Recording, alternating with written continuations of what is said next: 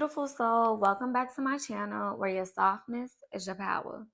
Your voice is honored and your soul is so safe to rise to the heavens. I'm Deasia Divine, and today we're going to talk about a concept that is the core of what I teach and embody, and that is self-devotion. Baby, this is how we become magnetic.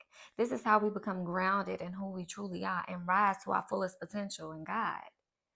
This is how we create the life that we are so deserving of, and not the life that other people deem necessary for us. I want to start it off by a few grounds-breaking statistics that I thought was mind-boggling. I don't know about you, but did you know that 78% of young girls, young women, don't like their bodies and feel very insecure within their bodies by the age of 17? And that about 12% of liberal women from the ages of 18 to 40 feel completely satisfied within their lives. I don't know about y'all, but them numbers, the first one was high and the other one was pretty low. And this is just evidence that so many women and young girls are trapped within their bodies, not knowing who they are, what their power is, what it is that they're truly capable of, honoring who they truly are in their divinity, and they're just existing and repeating what happened generations before, what they saw their mothers do, what they saw their grandmothers do, their aunties. And that was passed along down generations after generations after generations. And I can attest to this because that was me as well. But what did I say? Baby, it ran in the family until it ran into me. And I just have one question for you. Are you one of them ones where that stops? Because as soon as you touch Earthside, baby, from 0 to 7, your subconscious mind is developing. You have a clean slate. Children only know what they're shown, what they experience, what they're programmed with. We're all programmed each and every day. You scrolling on your phone, you're constantly being programmed with information, whether you like it or you not, or you don't.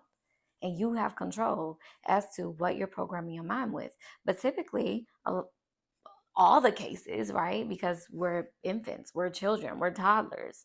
We're not self-sufficient at that moment. So we are very dependent on other people to show us the way. And so we can't control a lot of the times what we experience, what we see.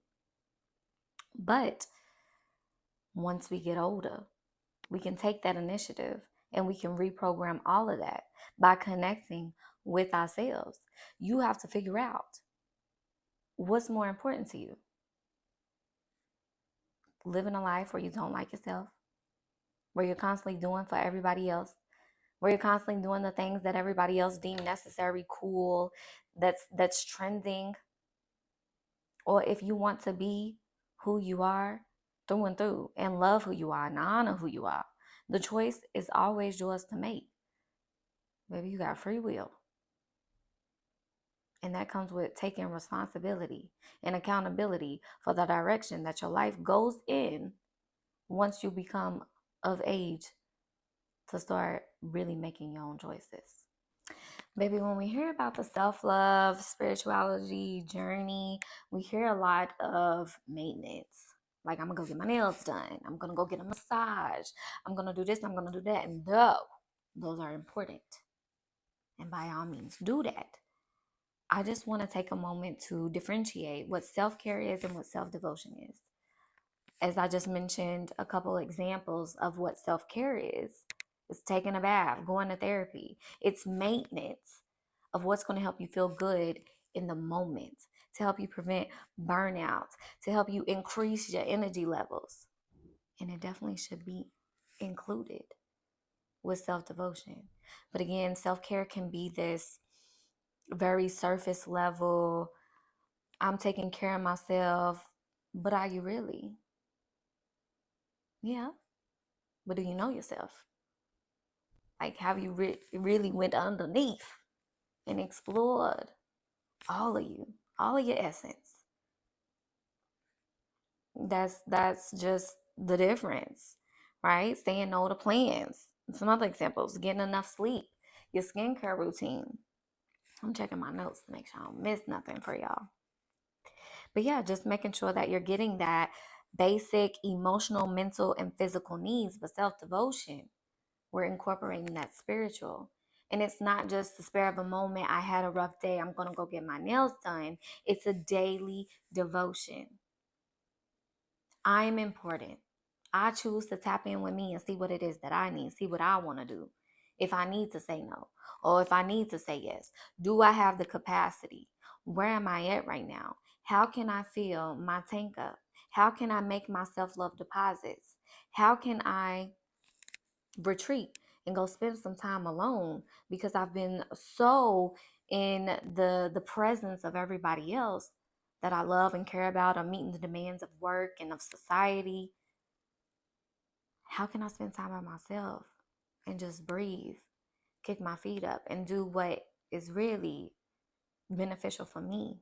And that's going to help me recharge so I can go out into the world 10 times more powerful and really make a ripple effect in other people's lives. I can now hear you better. I can now see you better because I hear and see myself better.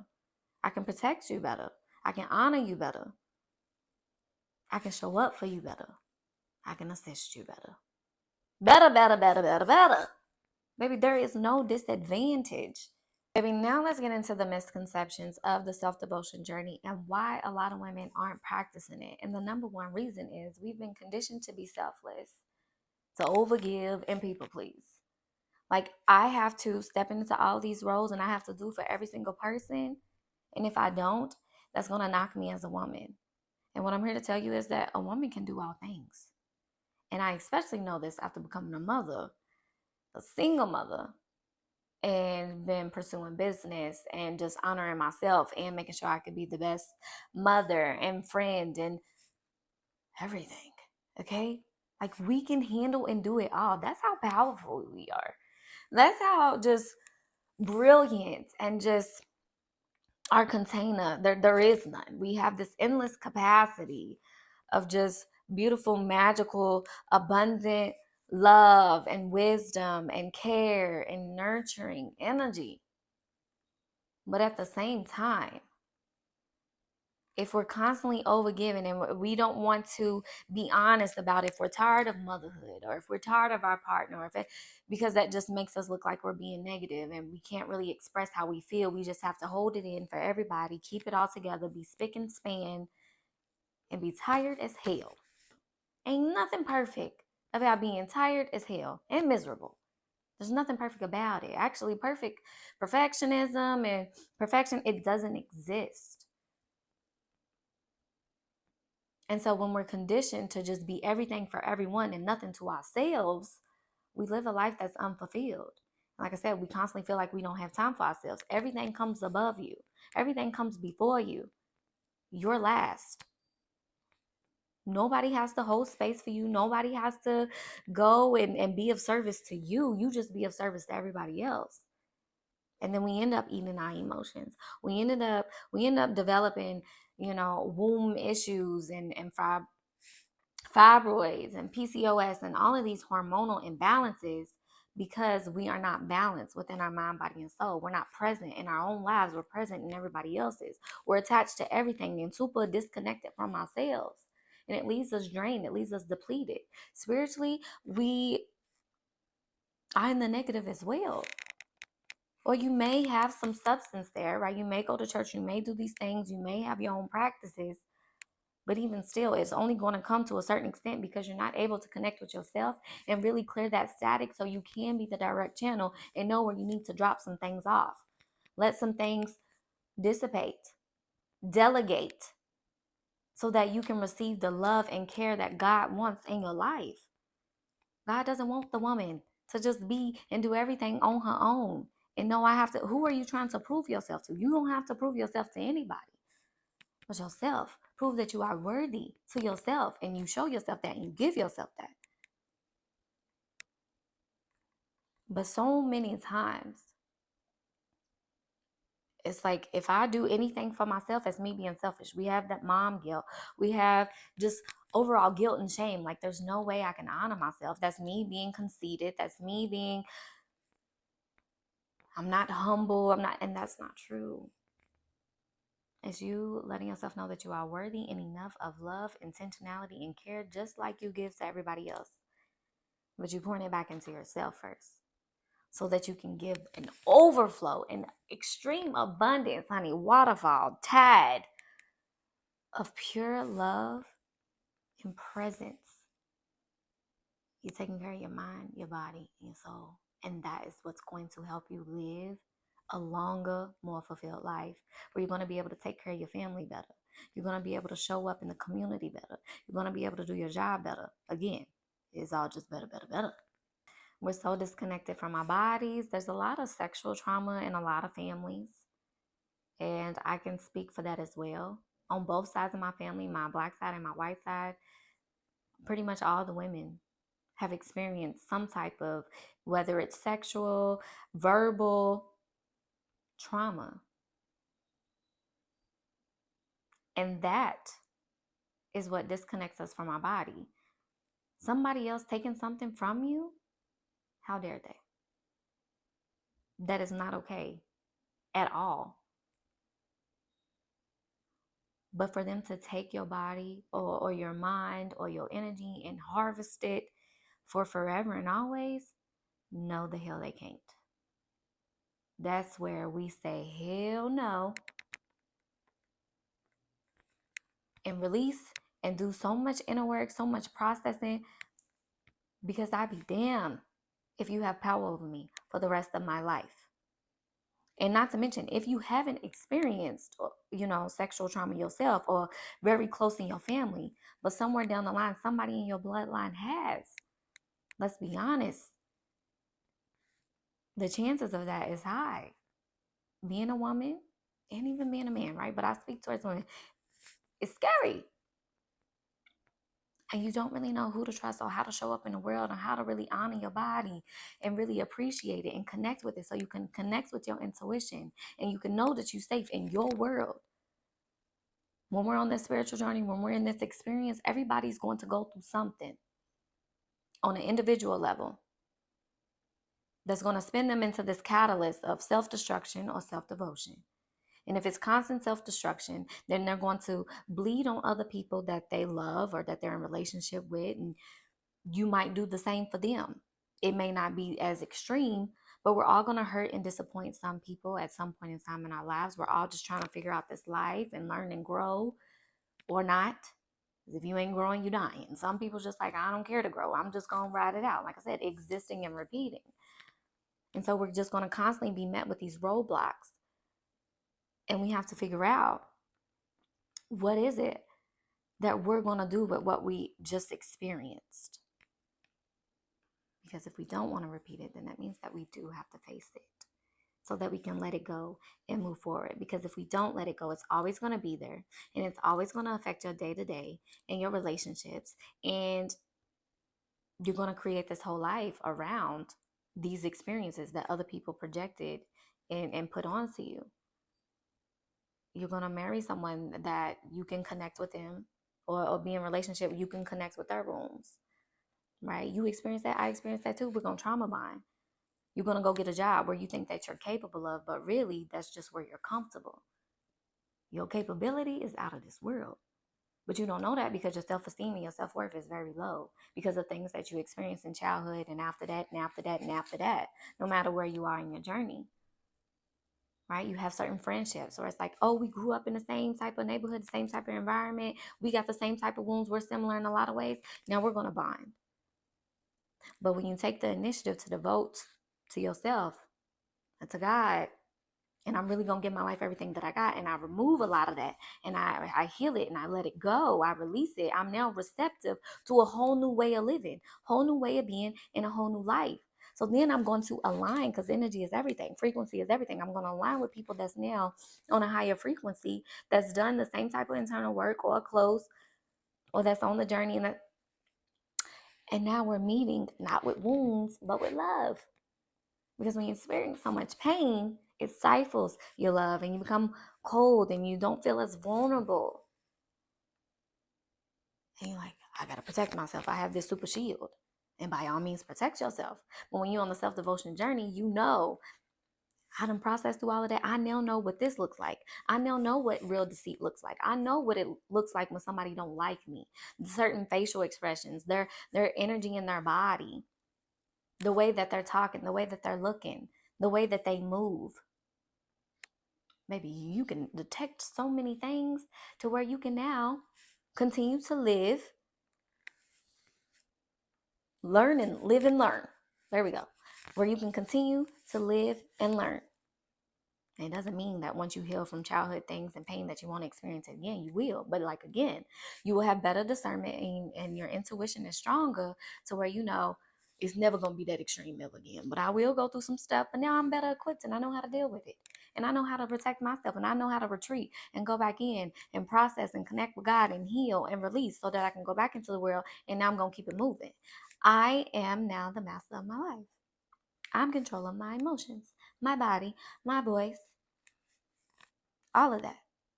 So whatever you think that you're about to come up here and do, it's not going to work. It's not going to happen. Self-devotion is not selfish or indulgent. And again, if you watch my second video, you'll see that I literally spent my whole entire life quiet and doing what everybody else wanted me to do. I spent most of my life giving my body to me and thinking that this is love. This is how they love me. This is how they appreciate me. They find me so attractive but they don't really know me because I don't really know me. I can't even present myself to them to really see if they like me. I'm just going to present this vessel, and that's only going to go so far. But once I go inward and I meet my soul and I reconnect and I reignite that fire and I connect with my heart again and I present it to this person, to this friend, to this community, you're now going to meet me for who I truly am and not just this vessel. And that's when you know if it's love. How is that selfish? How is that selfish? And so, again, I also just felt like I had to prove. I had to change. I had to shift. I had to mold. I had to shrink. I had to dim. I had to be everything for everybody else because I didn't know who I was. I didn't have the slightest clue. I didn't think that I was good at anything. I didn't think that I could do hard things. I felt like I always had to have somebody right near me.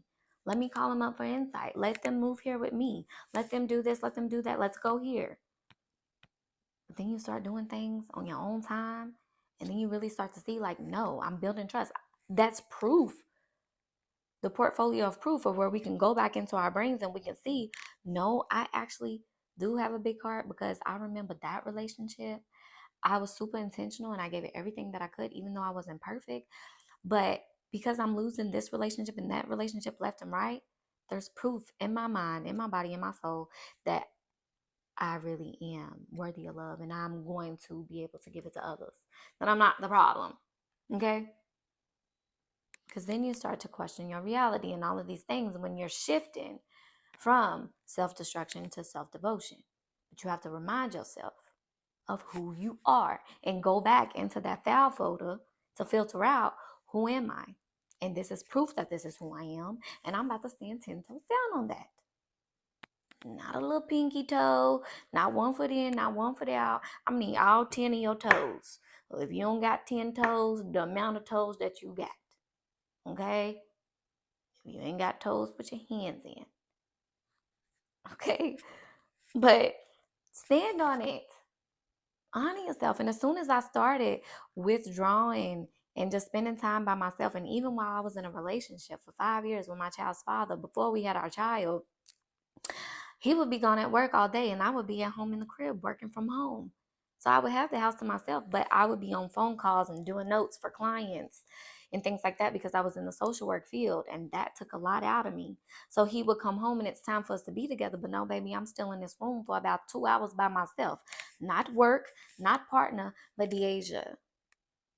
And he wasn't really used to that, right? That was new to him.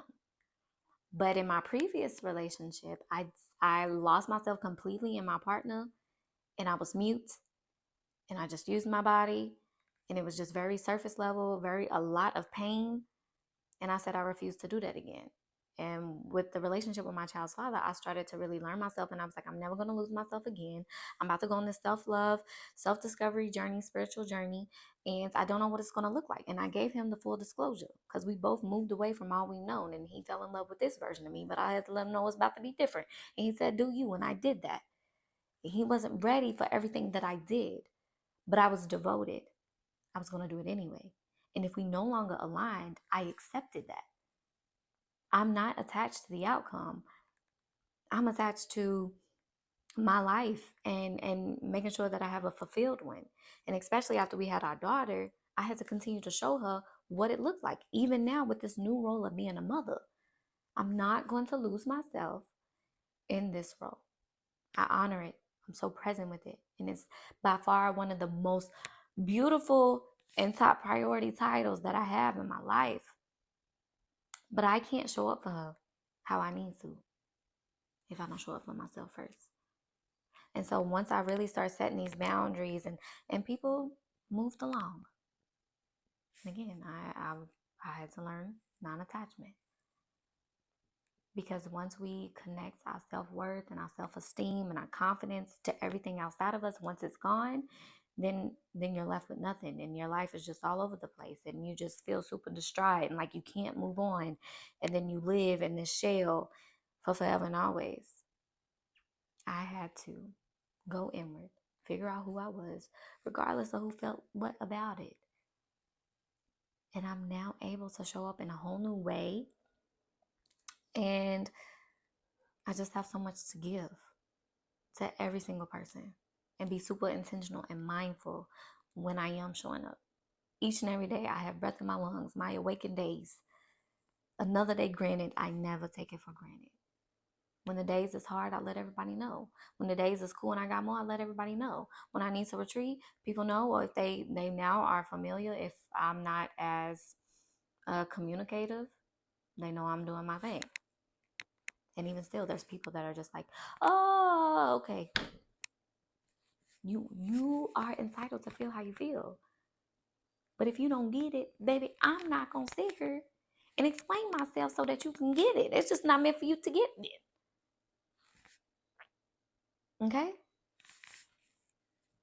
So when you are, honey, in your self-devotion journey and you decide that I'm going to take that path, I'm going to go this way, you are more receptive. You're not going to settle. Like I said, friendships, people that just don't get it, okay. You're obviously not meant to get it. You have every right to choose your life path and go and do what you need to do. And I have every right to do the same. I'm going to honor your choices. And a lot of people may not honor yours when you start choosing you and they can't benefit from when you didn't choose you and you didn't have those boundaries and everything was loosey-goosey and they may always see you in that light. But again, you have to decide, like, what's more important to me? What am I going to do? How do I want to live my life? Do I want to be happy or do I just want everybody to be pleased with me? It makes sure there's no conflict, and when that just builds resentment and even more stress and just ghetto-ness.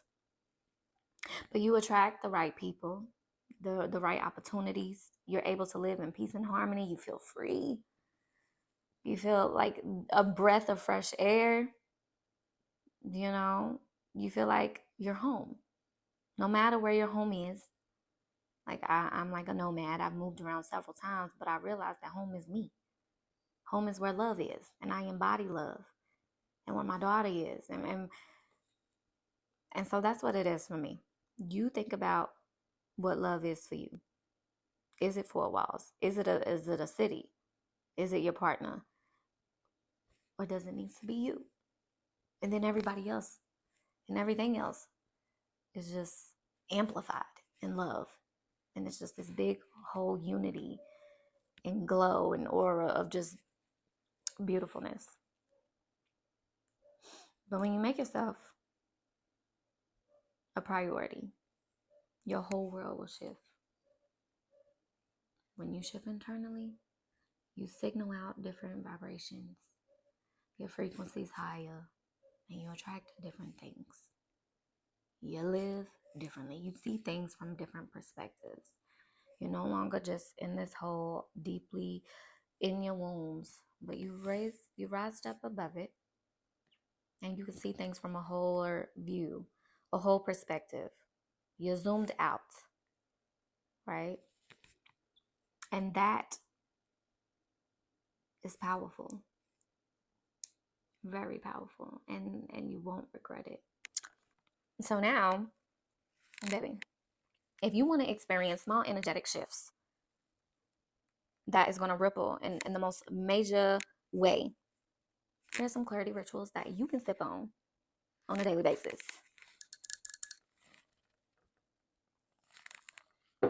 A morning routine. This can be something so small. Like I said, you start off small and you build up on it. But make enough time where you can wake up and have some time for you. Whether you're single, no kids, your mama, your wife, your girlfriend, whatever. Wake up a couple minutes earlier than you usually do. Before you wake everybody up or whatever. Before you get ready for your demands of life. And send to you. Don't get on your phone, right? And then also habit stack, which means we can do multiple things at once so that we can get more done. If you're in a crunch for time. So if you're going to make your bed, first thing as soon as you get up out the bed, drink you some water, make your bed, say the affirmations while you're making your bed, right? Come up with a couple or one that you would just love to repeat yourself to yourself in the morning to affirm yourself. I'm that girl. I am capable of so much. I was granted a new day and I'm going to seize this new day. Ooh, right? And then brush your teeth. And you can say the affirmations in your head while you're looking in the mirror. And once you get done brushing your teeth, then you can say them out loud. And then take your butt up in the kitchen. You drink coffee, water, or tea, right? I love me some tea. Something warm. And this is your sip in silence ritual. So you're going to brew it. Still, you're not on your phone. And you're going to ask yourself, what do I need today? How am I feeling today? How can I honor myself today? And check in with you. Ground in your own energy, right? And then also pray, meditate before you make your tea, after you make your tea and eat your breakfast, however you want to do it. And then as you're eating your breakfast, you can do a gratitude journal, because gratitude is how we raise our frequency, right? A lot of the times we have this negativity bias where we're super fixated on the negative things that are going on in the world and in our lives that we can't even embrace and really honor all of the beautiful, abundant things that are always going well for us. And so when you sit that time aside to really I need to figure out what's going on in my life, and not just the bad things, but what's always working out for me, and spend some time tuning in with that so that you can step out into the world, into your roles, into your duties with a clearer mind and a more open heart to be able to receive the beauty of the day and not just the negative, toxic things that you may be used to. Okay?